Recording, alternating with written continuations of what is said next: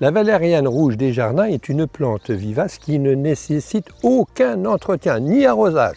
C'est la plante idéale pour les sols calcaires exposés en plein soleil.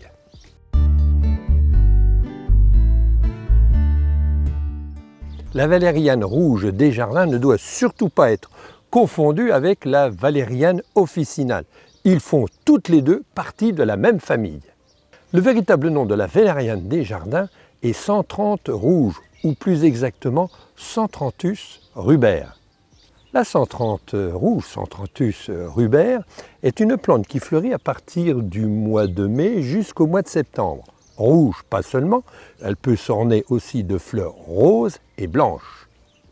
On pourrait penser que la valériane rouge des jardins est une plante sauvage. On la retrouve sur des murets, dans des rochers, dans des parois parfois très abruptes où personne ne peut y aller. Mais en fait, c'est l'inverse. C'est une plante qui a d'abord été cultivée, elle est originaire de la Méditerranée, du pourtour méditerranéen, et c'est une plante qui a essaimé, qui s'est écartée des jardins pour occuper des zones plutôt sauvages. La valériane rouge des jardins est une plante vivace extrêmement rustique. Elle est capable de tenir avec des températures de l'ordre de moins 28 degrés.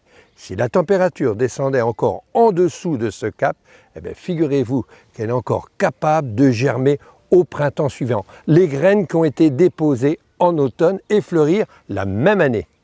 Vous l'avez compris, la valériane rouge des jardins est une plante très prolifique. Alors elle peut être même parfois envahissante. Elle est capable de passer d'un jardin sur un autre jardin, aller s'accrocher sur des rochers. Alors si vous en êtes envahi, c'est simple, il suffit de l'arracher pour la faire disparaître en partie.